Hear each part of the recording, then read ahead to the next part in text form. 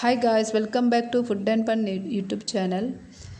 ಇವತ್ತಿನ ನಮ್ಮ 7ನೇ ದಿವಸದ ಪಾದಯಾತ್ರೆ ಪೊಳಲಿ ಕ್ಷೇತ್ರದ ಅಮ್ಮನವರ ಸನ್ನಿಧಾನಕ್ಕೆ. 7ನೇ ದಿನದಂದು ಕಾಳರಾತ್ರಿ ದೇವಿಯನ್ನು ಪೂಜಿಸಲಾಗಿದೆ. ಈ ದಿನ ಕಾಳರಾತ್ರಿ ದೇವಿಯನ್ನು ವಿಧಿವಿಧಾನಗಳ ಮೂಲಕ ಪೂಜಿಸುವುದರಿಂದ ಭಕ್ತನು ಎಲ್ಲ ರೀತಿಯ ಭಯದಿಂದ ಮುಕ್ತನಾಗುತ್ತಾನೆ ಮತ್ತು ಎಲ್ಲ ಸಮಸ್ಯೆಗಳಿಂದ ಪರಿಹಾರ ಪಡೆಯುತ್ತಾನೆ ಎನ್ನುವ ನಂಬಿಕೆ ಇದೆ. ಈ ದಿನದಂದು ಕಾಳರಾತ್ರಿ ದೇವಿಯನ್ನು ಪೂಜಿಸಲಾಗುತ್ತಿದ್ದು, ಈ ತಾಯಿಯ ಬಗ್ಗೆ ಒಂದಿಷ್ಟು ತಿಳಿದುಕೊಳ್ಳೋಣ. ದುರ್ಗಾದೇವಿಯ 7ನೇ ರೂಪವಾದ ಕಾಳರಾತ್ರಿಯು 3 ಭಯಾನಕ ಕಣ್ಣುಗಳನ್ನು ಮತ್ತು 4 ಕೈಗಳನ್ನು ಹೊಂದಿದ್ದಾಳೆ. ಈಕೆಯು ತನ್ನ ಮೇಲಿನ ಬಲಗೈ ವರದ ಮುದ್ರೆಯಲ್ಲಿದೆ ಮತ್ತು ಕೆಳಗಿನ ಬಲಗೈ ಅಭಯ ಮುದ್ರೆಯಲ್ಲಿದೆ. ಎಡಭಾಗದಲ್ಲಿರುವವರು ಒಂದು ಕೈಯಲ್ಲಿ ಕಬ್ಬಿಣದ ಮುಳ್ಳುಗಳಂತಿರುವ ಆಯುಧವನ್ನು ಮತ್ತು ಇನ್ನೊಂದು ಕೈಯಲ್ಲಿ ಖಡ್ಗವನ್ನು ಹಿಡಿದುಕೊಂಡು ಕತ್ತೆಯ ಮೇಲೆ ಸವಾರಿ ಮಾಡುತ್ತಾಳೆ. ಘೋರ ಕಪ್ಪು ಮೈಬಣ್ಣವನ್ನು ಹೊಂದಿರುವ ಈಕೆ ಬೆಚ್ಚಿದ ದಟ್ಟ ತಲೆಕೂದಲು, ಕೊರಳಿನಲ್ಲಿ ರುಂಡಮಾಲೆ, ಬಾಯಲ್ಲಿ ಉರಿಯುವ ಬೆಂಕಿಯನ್ನು ಹೊಂದಿದ್ದಾಳೆ. ಪುರಾಣಗಳ ಪ್ರಕಾರ ಕಾಳರಾತ್ರಿ ದೇವಿಯು ಶುಂಭ ನಿಶುಂಭರನ್ನು ಸಂಹಾರ ಮಾಡಲು ಈ ರೂಪವನ್ನು ತೆಗೆದುಕೊಂಡಳು ಎಂದು ಹೇಳಲಾಗುತ್ತದೆ. ಕಾಳರಾತ್ರಿ ದೇವಿಯನ್ನು ಪೂಜಿಸುವುದರಿಂದ ವ್ಯಕ್ತಿಯು ಸಕಲ ಸಿದ್ಧಿಗಳನ್ನು ಹೊಂದುತ್ತಾನೆ ಎನ್ನುವ ನಂಬಿಕೆ ಕೂಡ ಇದೆ. ನವರಾತ್ರಿಯ 7ನೇ ದಿನದಂದು ಬೆಳಿಗ್ಗೆ ಬೇಗನೆ ಎದ್ದು ಸ್ನಾನದ ನಂತರ ಶುಭ್ರವಾದ ಬಟ್ಟೆಯನ್ನು ಧರಿಸಬೇಕು. ಇದಾದ ನಂತರ ಕಲಶವನ್ನು ಪೂಜಿಸುವ ಮೂಲಕ ಕಾಳರಾತ್ರಿ ಪೂಜೆಯನ್ನು ಪ್ರಾರಂಭಿಸಬೇಕು. ಮೊದಲು ಅಮ್ಮನಿಗೆ ಪಂಚಾಮೃತ ಸ್ನಾನ ಮಾಡಿಸಿ ಅಮ್ಮನ ಅಲಂಕಾರ ಮಾಡಬೇಕು. ಎಂದಿನಂತೆ ತಾಯಿಗೆ ಕೆಂಪು ದಾಸವಾಳದ ಹೂವು, ಲವಂಗ, ಏಲಕ್ಕಿ, ತೆಂಗಿನಕಾಯಿ, ಕುಂಕುಮ, ಸಿಂಧೂರ, ಕೆಂಪು ಬಳೆ, ವೀಳ್ಯದೆಲೆ, ಅಡಿಕೆ ಇತ್ಯಾದಿಗಳನ್ನು ಅರ್ಪಿಸಬೇಕು.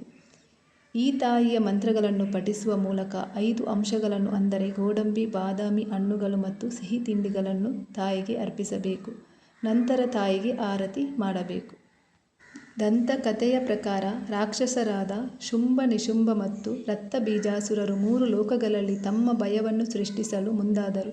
ಇದರಿಂದ ಆತಂಕಗೊಂಡ ದೇವತೆಗಳೆಲ್ಲ ಶಿವನ ಮೊರೆ ಹೋದರು. ರಾಕ್ಷಸರನ್ನು ಸಂಹರಿಸಿ ತನ್ನ ಭಕ್ತರನ್ನು ರಕ್ಷಿಸುವಂತೆ ಶಿವನು ಪಾರ್ವತಿಯನ್ನು ಕೇಳಿದನು. ಶಿವನ ಸಲಹೆಯಂತೆ ಪಾರ್ವತಿಯು ದುರ್ಗೆಯ ರೂಪವನ್ನು ತೆಗೆದುಕೊಂಡು ಶುಂಭ ನಿಶುಂಭರನ್ನು ಕೊಂದಳು. ಆದರೆ ದುರ್ಗಾದೇವಿಯು ರಕ್ತಬೀಜಾಸುರನನ್ನು ಕೊಂದ ತಕ್ಷಣ ಆತನ ದೇಹದಿಂದ ಹೊರಬಂದ ರಕ್ತದಿಂದ ಲಕ್ಷಗಟ್ಟಲೆ ರಕ್ತಬೀಜಾಸುರರು ಉತ್ಪತ್ತಿಯಾದರು. ಇದನ್ನು ನೋಡಿದ ದುರ್ಗಾಮಾತೆಯು ತನ್ನ ತೇಜಸ್ಸಿನಿಂದ ಕಾಳರಾತ್ರಿಯನ್ನು ರಚಿಸಿದಳು. ಇದಾದ ನಂತರ ದುರ್ಗಾದೇವಿಯು ರಕ್ತಬೀಜಾಸುರನನ್ನು ಕೊಂದಾಗ ಕಾಳರಾತ್ರಿಯು ಆತನ ದೇಹದಿಂದ ಹೊರಬರುತ್ತಿದ್ದ ರಕ್ತವನ್ನು ತನ್ನ ಬಾಯಲ್ಲಿ ತುಂಬಿಕೊಂಡು ರಕ್ತಬೀಜಾಸುರನನ್ನು ಸೀಳಿ ಕೊಂದಳು. ದುಃಖ, ನೋವು, ವಿನಾಶ ಮತ್ತು ಸಾವನ್ನು ಎಂದಿಗೂ ತಪ್ಪಿಸಲಾಗದು ಎಂದು ತಾಯಿಯು ನಮಗೆ ಕಲಿಸುತ್ತಾಳೆ. ಇಷ್ಟು ಅಂಶಗಳು ಜೀವನದ ಕಹಿ ಸತ್ಯಗಳು ಮತ್ತು ಅವುಗಳನ್ನು ನಿರಾಕರಿಸುವುದು ಅಸಾಧ್ಯ ಎಂಬುದನ್ನು ತಾಯಿ ಅರ್ಥ ಮಾಡಿಸುತ್ತಾಳೆ. ತಾಯಿ ಕಾಳರಾತ್ರಿಯ ಮಂತ್ರವನ್ನು ಪಠಿಸುವುದರಿಂದ ನಮ್ಮ ಮನಸ್ಸಿನಲ್ಲಿರುವ ಭಯವು ದೂರವಾಗಿ ಧೈರ್ಯ ತುಂಬಿಕೊಳ್ಳುತ್ತದೆ. ಕಾಳರಾತ್ರಿಯ ಪೂಜಾ ಮಂತ್ರಗಳು ಭಕ್ತರನ್ನು ಕಷ್ಟಕಾಲದಲ್ಲಿ ಕಾಪಾಡುತ್ತದೆ ಮತ್ತು ಯಾವತ್ತೂ ಸೋಲದಂತೆ ಕಾಯುತ್ತದೆ. ಶನಿ ಅಥವಾ ನಿಮಗೆ ಯಾವುದೇ ಗ್ರಹ ಪೀಡೆಗಳಿದ್ದರೆ ತಾಯಿ ಕಾಳರಾತ್ರಿಯ ಪೂಜೆಯಿಂದ ನಿವಾರಣೆಯಾಗುತ್ತದೆ. ಓಂ ದೇವಿ ಕಾಳರಾತ್ರ್ಯಾಯೇ ನಮಃ. ಯಾ ದೇವಿ ಸರ್ವಭೂತೇಷು ಮಾ ಕಾಳರಾತ್ರಿರೂಪೇಣ ಸಂಸ್ಥಿತ. ನಮಸ್ತಸ್ಸೈ ನಮಸ್ತಸ್ಸೈ ನಮಸ್ತಸ್ಸೈ ನಮೋ ನಮಃ ಮಾತಾ. ಈಗ ನೋಡಿ ದೇವಸ್ಥಾನ ಬಂತು. ನಾವು ಒಳಗಡೆ ಹೋಗಿ ಅಮ್ಮನವರ ದರ್ಶನ ಪಡೆದು ಈಗ ಹೊರಗಡೆ ಬಂದಿದ್ದೇವೆ. ಇವತ್ತಿನ ಈ ದಿನದ ಅಮ್ಮನವರ ಅಲಂಕಾರ ಇದು. ಈಗ ನಾವು ಮನೆಗೆ ಹೊರಡ್ತಾ ಇದ್ದೇವೆ.